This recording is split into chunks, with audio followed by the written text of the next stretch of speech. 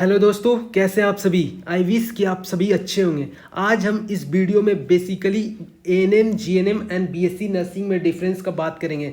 आप सभी को हमेशा ये दिक्कत होता है कि एएनएम में क्या अंतर है, जीएनएम में क्या होता है एंड बीएससी नर्सिंग में। तो आप हमारे साथ इस वीडियो में अंत तक बने रहिए ताकि आपका डाउट क्लियरेंस जो है पूरा अच्छे तरीके से हो जाए कि एएनएम क्या होता है, जीएनएम क्या होता है एंड बीएससी नर्सिंग क्या होता है।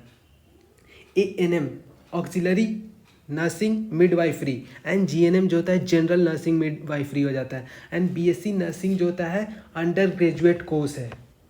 ठीक है, इसमें आपको डिग्री मिल जाता है। एएनएम जो होता है डिप्लोमा कोर्स होता है। एएनएम जो होता है डिप्लोमा का कोर्स होता है। जीएनएम भी डिप्लोमा होता है और ये जो होता है बीएससी नर्सिंग अंडर ग्रेजुएट होता है। अंडर ग्रेजुएट कोर्स है।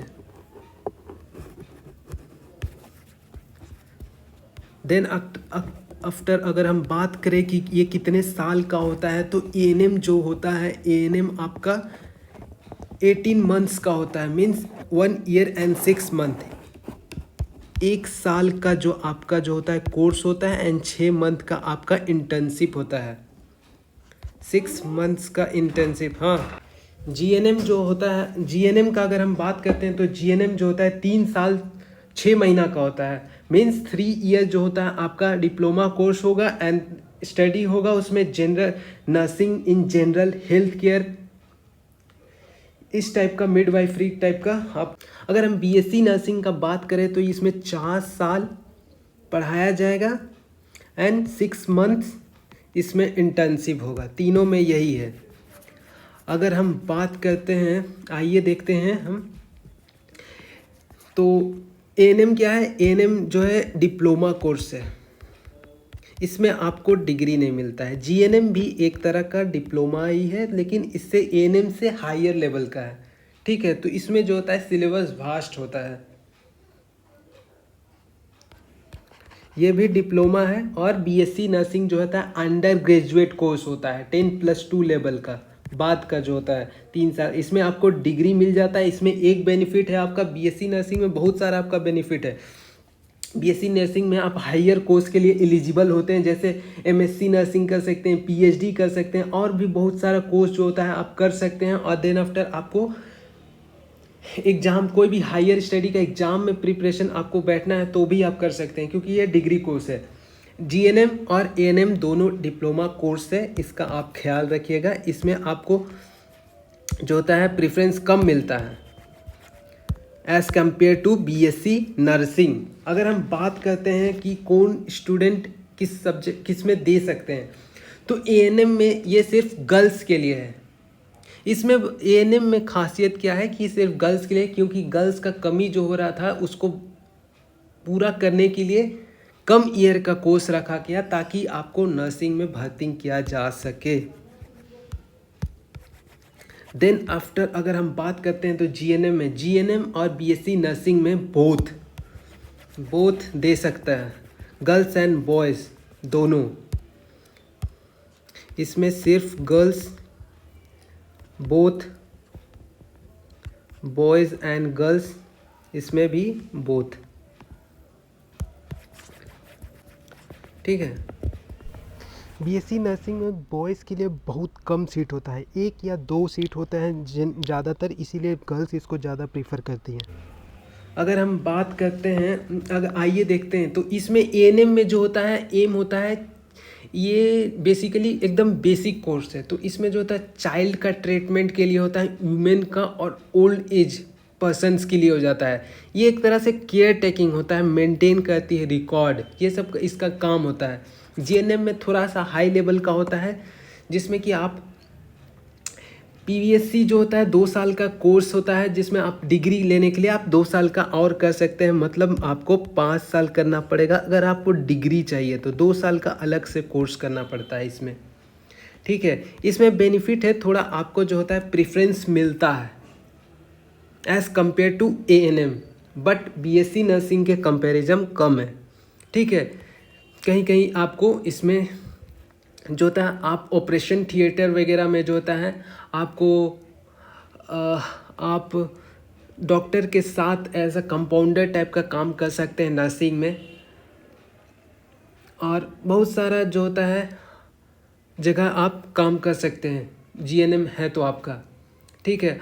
और बीएससी नर्सिंग तो आपको पता ही है ये हायर स्टडी है, इसमें बहुत सारे डिफ़िकल्टीज़ मतलब होता है और अच्छे ढंग से पढ़ाई होता है, जिसके कारण इसमें अब बहुत सारा बेनिफिट है। अब तो गवर्नमेंट एक रूल आया है कि बहुत सारा मेडिसिन्स भी लिख सकते हैं बीएससी नर्सिंग के स्टूडेंट्स। तो ये आपका कुछ दिन पहले बिल पास हुआ था सेंट्रल गवर्नमेंट के तरफ से, जिसमें आपको कुछ मेडिसिन जो होता है बेसिक मेडिसिन आप लिख सकते हैं। और 2019 नया शिक्षा नीति के अनुसार जो था उसमें आपको जीएनएम कोर्स हटा दिया जा रहा है। अभी तक लागू नहीं हुआ है बट हटा दिया जाएगा, जीएनएम नहीं रह जाएगा, ठीक है। ये था आपका एएनएम जीएनएम और इसके बारे में। अगर हम बात करें कि आपका सिलेबस क्या होता है जीएनएम का और एएनएम का, ये दोनों का एक पेपर होता है, एक ही एग्ज़ाम होता है। अगर हम झारखंड स्टेट का बात करते हैं तो ये 150 मार्क्स का होता है, जिसमें कि आपको लैंग्वेज पेपर में इंग्लिश या फिर हिंदी ऑप्शन रहता है, ठीक है। ये आता है आपका 12th लेवल का। और आपका केमिस्ट्री, फिजिक्स, बायो और मैथ ये आपका आता है 10th लेवल का, ठीक है। ये आपका 10th लेवल का आता है। अगर हम यही बात करते हैं बीएससी नर्सिंग का, तो उसका जो सिलेबस होता है 10th+2 लेवल का रहता है, 10th+2 लेवल का रहता है 12th बेसिस पे, ठीक है। इसमें आपको फिजिक्स, केमिस्ट्री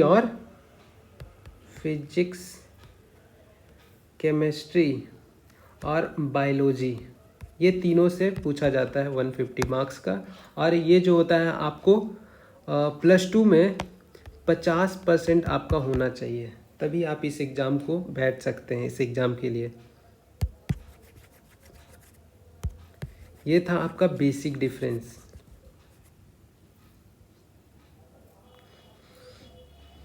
एग्ज़ाम पैटर्न बता दिए, ठीक है। और एएनएम और जीएनएम का एग्ज़ाम जो होता है state to state level subject matter करता है। तो ये जो हम बताए सब्जेक्ट ये था झारखंड स्टेट का। अगर हम बात करें वेस्ट बंगाल में कैसा होता है, वेस्ट बंगाल में जो आपका जो होता है इसके लिए तो सेम होता है 10+2 फिजिक्स, केमिस्ट्री और बायोलॉजी। इसके लिए जो होता है चेंज हो जाता है, इसमें 6 पेपर होता है। एक हो जाता है लाइफ साइंस आपका, जो देन आफ्टर आता है आपका लैंग्वेज पेपर, जिसमें आप बंगाली ले सकते हैं, हिंदी ले सकते हैं, इंग्लिश ले सकते हैं, इसमें से कोई भी एक। मैथ हो गया, जनरल साइंस हो गया, लॉजिक, मैथ्स हो गया। अच्छा से लिख देते हैं, देखिए सबसे पहला life science, then after math, language paper, general science,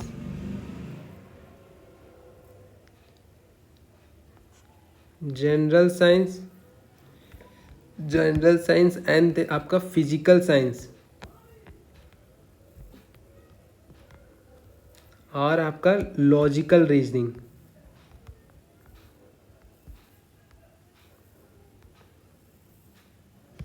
ये सब आपका जो होता है वेस्ट बंगाल का सिलेबस है एएनएम एंड जीएनएम के लिए।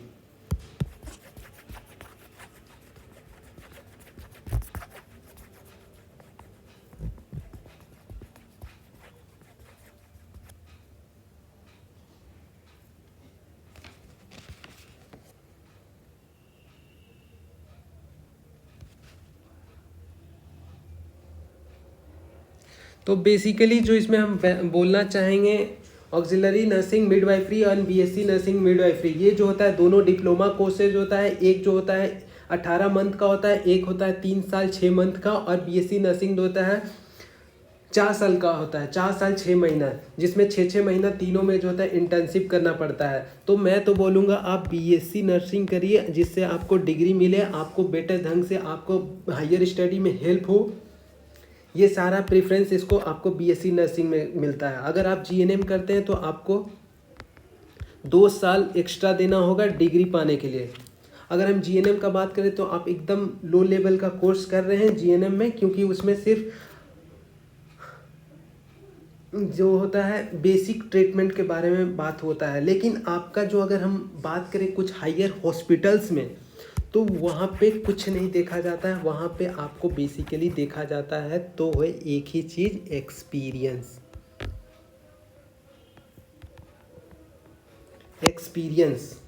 कि आप जीएनएम से कर रहे हैं, एएनएम से कर रहे हैं या फिर बीएससी नर्सिंग, ये मैटर नहीं करता है। आपको एम्स वगैरह में जो होता है आपका मैटर करता है एक्सपीरियंस। ठीक है, कहाँ से आप